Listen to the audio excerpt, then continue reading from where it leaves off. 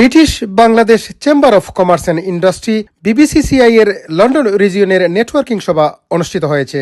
মূলত আজকের অনুষ্ঠানটি হচ্ছে নেটওয়ার্কিং মেম্বারদেরকে নিয়ে। অনুষ্ঠানে আমরা ঘোষণা দিচ্ছি যে লন্ডন রিজনকে আমরা একটি কমিটি গঠন করব, মেম্বার থেকে নেওয়া হবে এবং মেম্বারের বুথে এই কমিটি গঠন করা হবে। আজকে আমাদের লন্ডন রিজনের উদ্দেশ্যটা হচ্ছে মেম্বারদের বুথের মাধ্যমে, যাতে আগামীতে মেম্বাররা তাদের বুথের মাধ্যমে বিবিসিআর তার লন্ডন রিজনের প্রতিনিধি নির্বাচিত করতে পারবে। আমি আশাবাদী যে আমরা নতুন নতুন মহিলাদেরকে এনকারেজ করে নিয়ে আসা এই চেম্বার্সের জয়েন করানোর জন্য।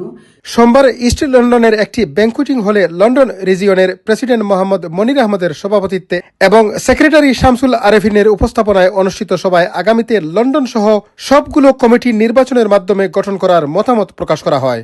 নেটওয়ার্কিং এ আমাদের একটা সিদ্ধান্ত নেওয়া হয়েছে, ইলেকশনের মাধ্যমে যারা নির্বাচিত হবেন লন্ডন রিজনে আমাদের বর্তমান যে প্রেসিডেন্ট উনি পদাধিকার বলে প্রেসিডেন্ট থাকবেন।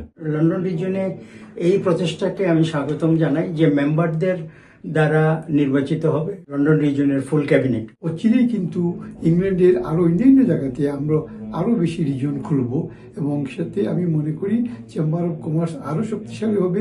এ নেটওয়ার্কিং সভায় বক্তব্য রাখেন বিবিসিসিআই এর প্রেসিডেন্ট রফিক হায়দার, সাবেক সভাপতি Shahgir Bakht Faruk, Bashir Ahmed, vice president AHM Nuruzzaman, finance director Helal Uddin Khan, director Abul Kalam Azad, London রিজিয়নের ভাইস প্রেসিডেন্ট তুফাজ্জল আলম, পরিচালক মাহতাব মিয়া ও শাহনুর খান সহ আরো অনেকে। এ সভায় আগত নতুন মেম্বারদের ফুল দিয়ে স্বাগতম জানান সংগঠনের নেতৃবৃন্দ। চৌধুরী মুরাদ, রূপালী বাংলাদেশ, লন্ডন।